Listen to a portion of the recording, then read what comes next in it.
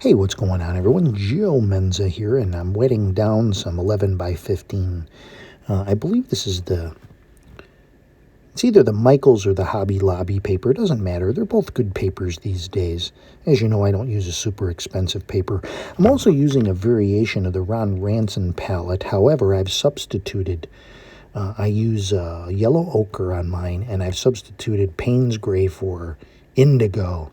And the indigo I use is the Hobby Lobby indigo.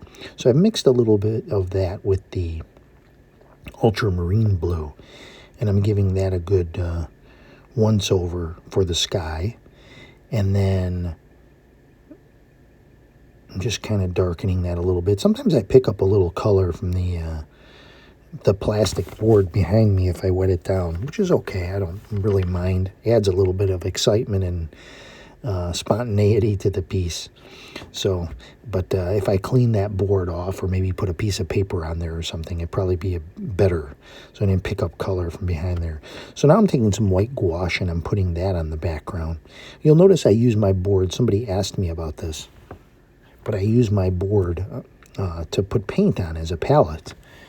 And it's just a good way to squeeze out fresh paint and just kind of have some up there besides having it on a palette. So I'm putting it on good and heavy here because I know gouache dries back. And I'm just kind of dabbing that on in a cloud-shaped pattern while the background is still wet. Just kind of dabbing that in there. That's the Winsor & Newton gouache.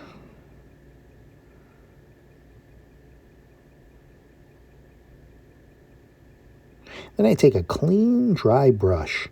Someone had said they turned theirs into mud trying this, but it's important that you have a dry, clean brush. So basically your brush has to be totally dry and clean, and then you're just blending. And you're going to pick up a little bit of paint off the paper, but that's okay. You're just blending in and like smoothing out, and it's a light touch. If the more your paint dries, the harder you can actually press the brush. But if you overblend it, then you'll lose more of the little details that you have. So you have to be very, very careful and very gentle when you're blending. And you could always go back in and you can add more, but eventually, I mean, you'll just keep adding and adding and it'll get darker and darker. So it takes a little bit of finesse. And you have to expect, too, that your paint is going to dry back a little bit while it's wet. So you see I've added more white here. And if you do more of a, milky white, it's not going to be as bright. It'll be subtle. If you want a very bright white cloud, you're going to have to really lay it on or kind of go over it a couple of times. But you can go in there and do a little blending and a little bit of smoothing, just like I'm doing now. It's just a very light sweeping of the paper. And you see you get a very nice cloud effect here.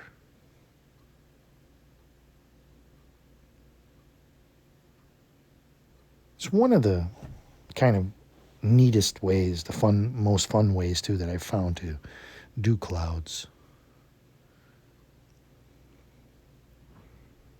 So now at this point we'll just let this dry and we'll go on to the next element of the painting.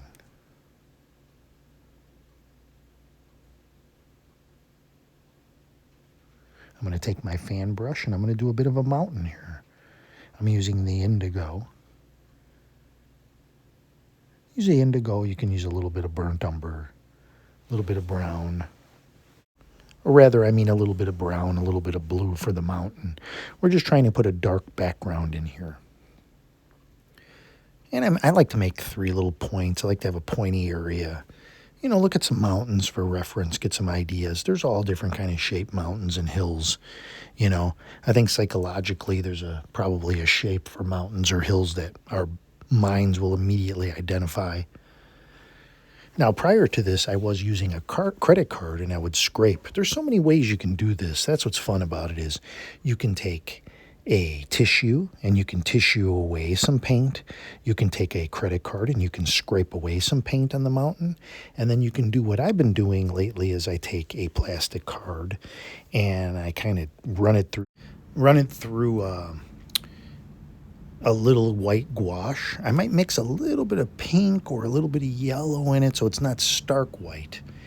And then I take the card and I kind of just slide it against what I'm trying to do, and it just picks up enough paint off of the card to give that sort of mountain effect. And then what's interesting is you can scratch through it if you want with the same credit card. See, I put out a little bit of white here. You'll see I got that mountain pattern in the background. This is perfect the way it is here.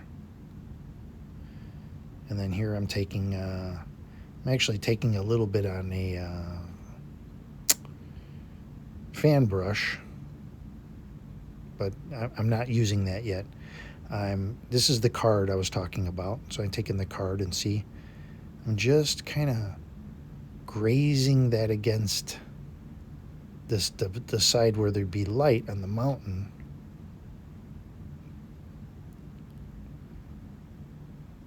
I did put a little bit of pink in there, as you can see, a little bit of red. I just don't want it to be super stark white. It stands out maybe a little bit too much. But see, I can press the card and I can scrape away, and then I can add a little bit. And then now we have snow on the mountain. And then I have another gouache color. It's like a lavender or lilac. And you can make it. You can make like a purple and then add white to it till it has just that kind of lilac lavender color. And then you put that on the shadow side of the mountain. I didn't used to do that, by the way. I used to just leave that side dark, which is okay. But this is the Himi gouache set. And I'm dipping in that violet color, that lavender color, sorry. And I'm going to take my plastic card and I'm going to kind of just swipe it in here on the... And take a second for your mind to absorb, because I'm taking out the dark. But when I put that in there, it immediately creates like a shadow that your mind kind of picks up on, which I kind of like. As you can see,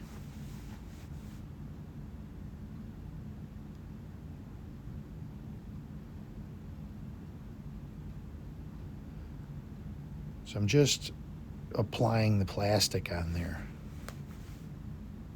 Now, recently I saw another artist where they took and put paint on like a plastic mylar sheet, and then they would press the whole piece against the paper and then peel it away for a unique textural effect. And I want to try that soon. I haven't tried it yet. Now I'm taking my brush in the bottom of the mountain and I am blending that downward. It creates sort of a misty effect. And you don't want to go up too high. I think I might have went up just a little too high, which is okay. I can come back with more, but I just want that bottom part to be kind of vague and blended and misty.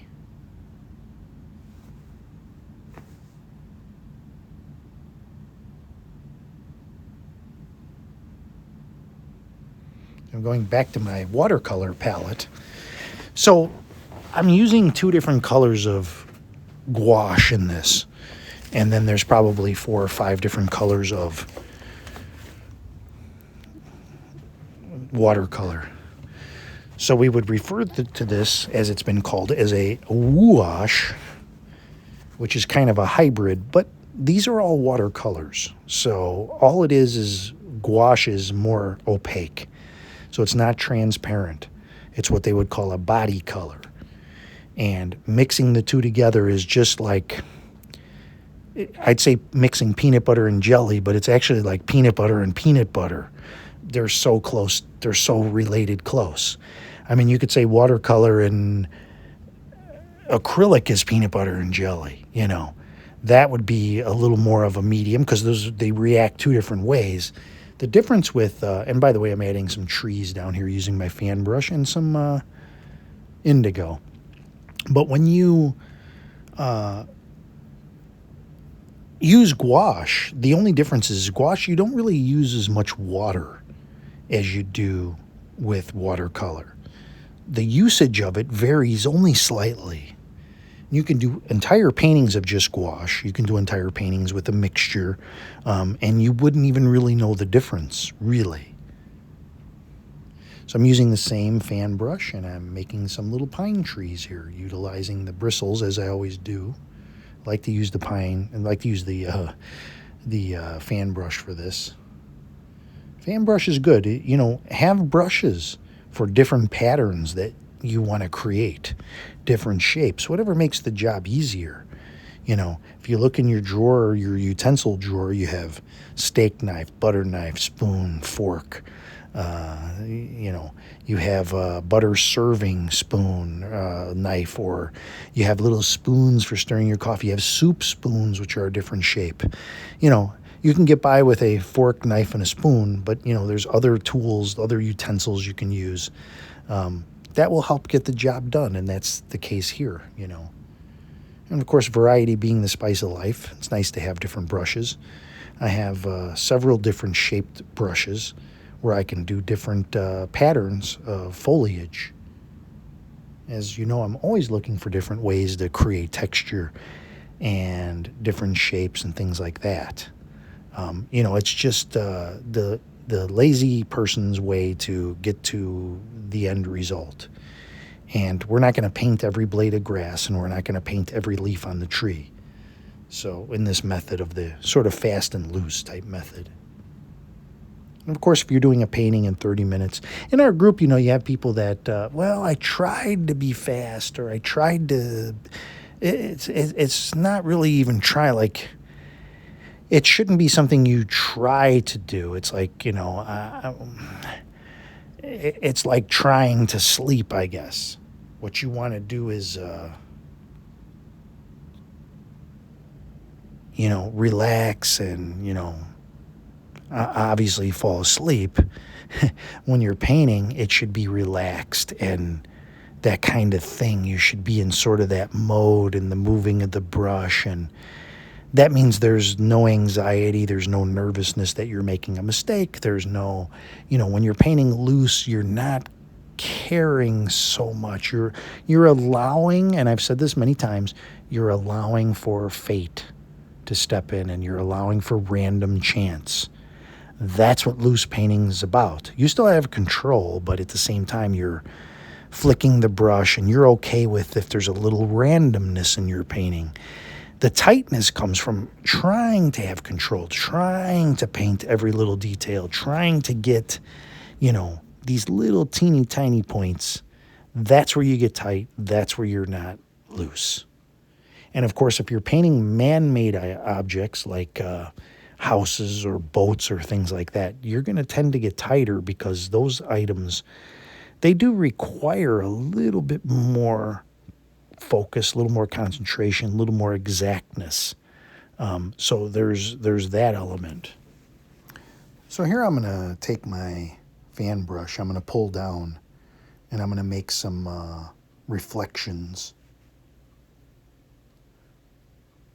And as I didn't mention, but on the side I made some big trees, a little bit of a distant pine tree, and some more foreground trees. These kind of frame your subject matter.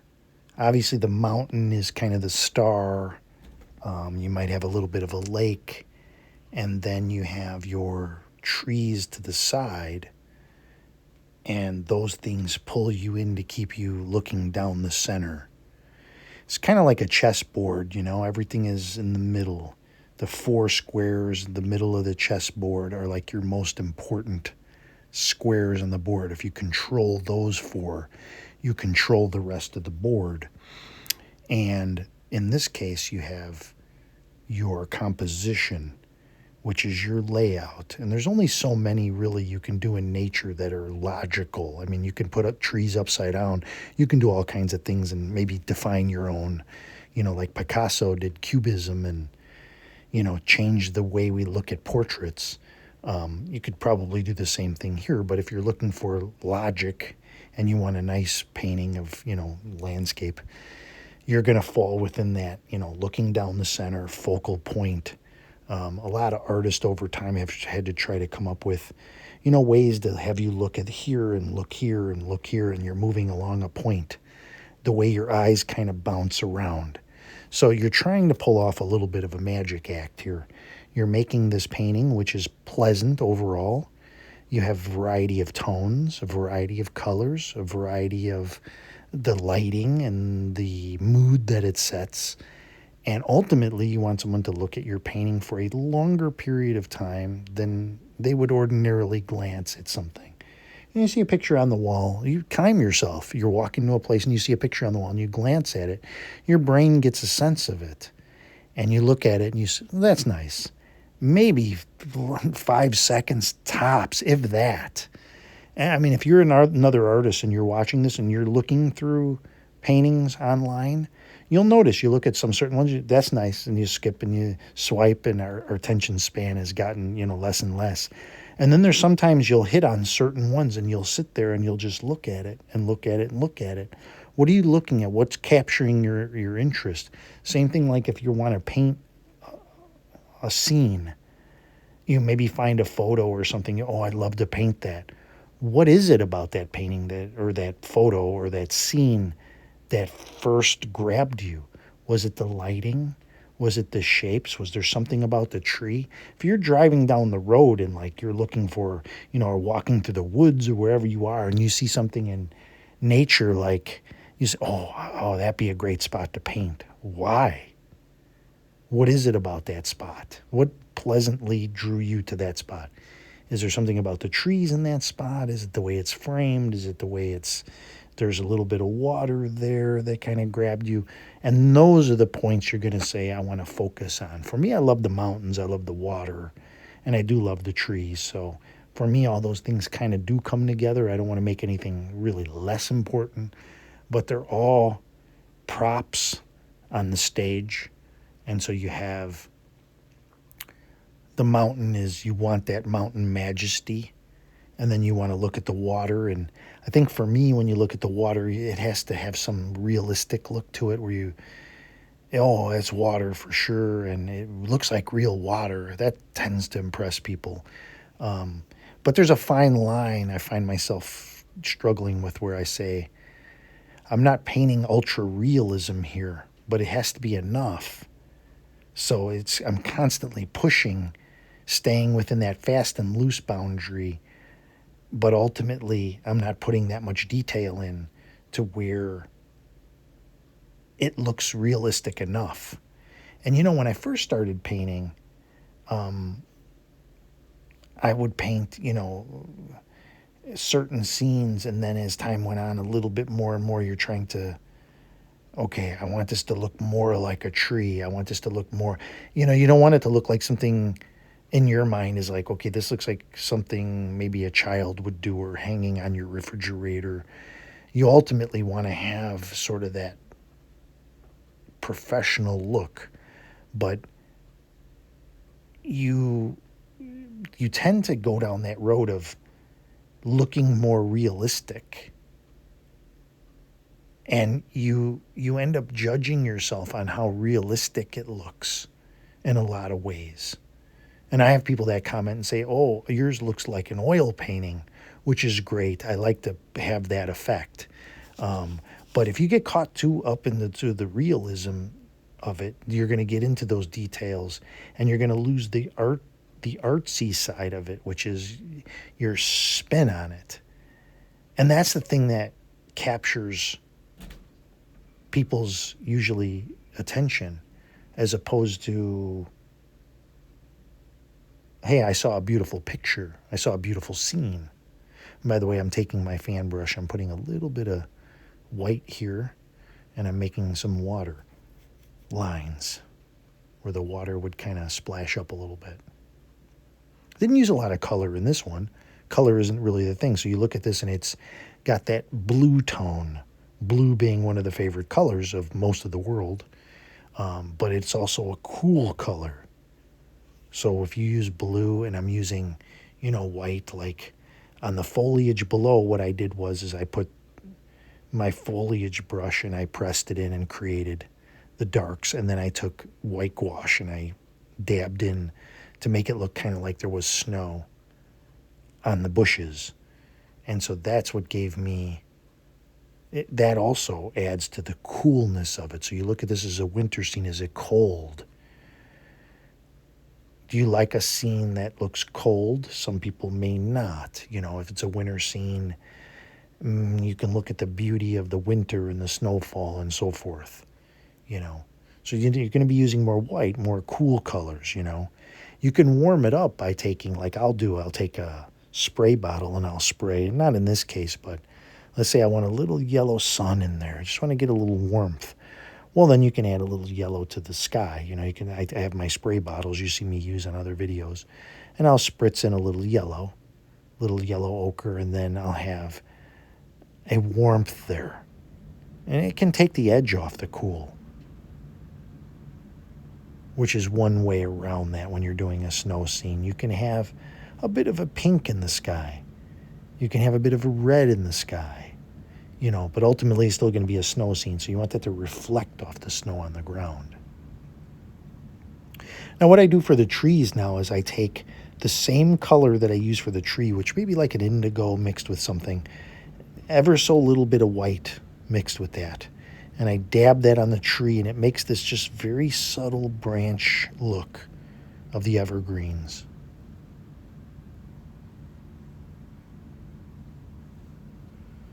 So again, I'm taking my fan brush. Now, this painting is virtually done, and this is the time when I start looking around at what can I wreck. No.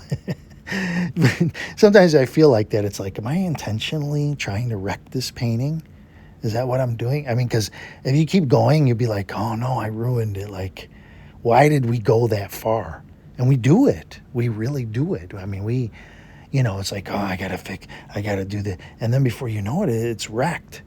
And then the age-old question, why didn't I just leave it alone? And if you watch a video or you took a picture in progress and you look back and you go, it looked fine. It looked good. It was just the way it was. Why did I touch it? Why did I leave it? Nobody's really going to know it's unfinished because most people are going to look at it for 5 seconds or less. Unless they're really into it. And then sometimes there's some ambiguous feature of your painting, and that's what grabs their attention. It's like in the imperfection. You're looking at something and you're like, sometimes something catches your attention. Sometimes it catches your attention, it bothers you. Like if you see a face in a cloud and you're like, oh, that's not intent. That's not where I wanted to focus, Or I have people that comment and they'll say, oh, this reminds me of such and such. It's like, that really wasn't my intent. If you like it and that's okay with you, it's fine. But like, that isn't really what I was going for. So sometimes that could be a disappointment. If we say, oh, this reminds me of da-da-da-da, and it's like some movie somebody saw. And you're like, I didn't have that in mind at all when I painted it. And nor do I want my painting to like evoke that. That could be a little bit disappointing, I guess. But not everybody's going to see it the same. So the important thing is that you have fun, you paint a nice picture, you share it online, video your painting so you can watch it back. Someone was telling me, oh, I don't have the space to save all these videos. Well, I don't know if you know, but you can upload it to YouTube and put it on private, and then only you can see it. So you basically have this cloud of videos that you can put out there, I'm going back to my little palette here of my basic watercolors. And I'm just adding some little minor details. It's already done. I'm still having fun. I'm not fussing. I'm not fiddling. I'm just tidying up a few things. Sometimes you step back. Now, what I do is, I saw one time an artist used a mirror, and they would look at the reflection in the mirror of the painting and kind of flip it. And it would flip it for their brain, so they go, oh, okay, it looks fine. What I kind of do is I have my camera set up, and then I'll step back and I'll look in the viewfinder, or I'll look at the display of what I'm videoing, and I'll look and I'll say, okay, it kind of changes the size of it, and I'm looking. You can do the same thing, or you can actually take a photo Like, stop painting, put your brush down, take a photo of the painting, and then look at the photo, and then look back at the thing, look back at the photo, and say, "Oh, do I really need to change? How does it look here?" It just gives you a different angle of looking at your painting before you make a major change or get, too carried away.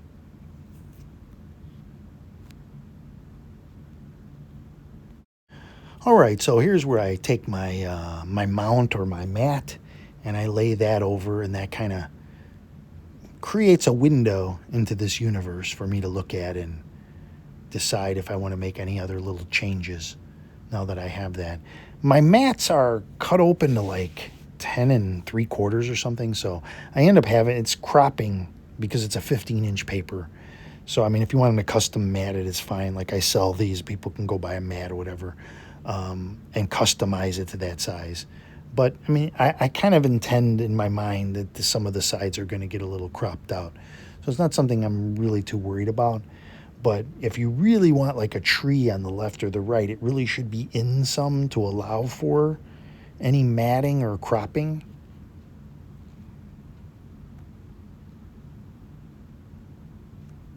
And I always use a grungy mat. I've ruined so many mats. So this one here you might notice some funk around the edges, but until it's totally dry, and my easel's totally dry, because I'll lay a nice new mat up in there, and there's undried or wet paint on the bottom of my easel, and it absorbs into my mat, and I've ruined yet another mat. One of these days I'm going to get a can of white spray paint and respray paint my mats or something, because they're all kind of ruined. Well, here is the finished on my easel here, finished painting. We'll zoom in a little bit, and you can see all the fine details. That little lilac plays with the mind, and I'm happy with this one. I hope you enjoyed it, and leave a comment, talk to me in the comments, and I will see you next time. Thanks for watching, everyone.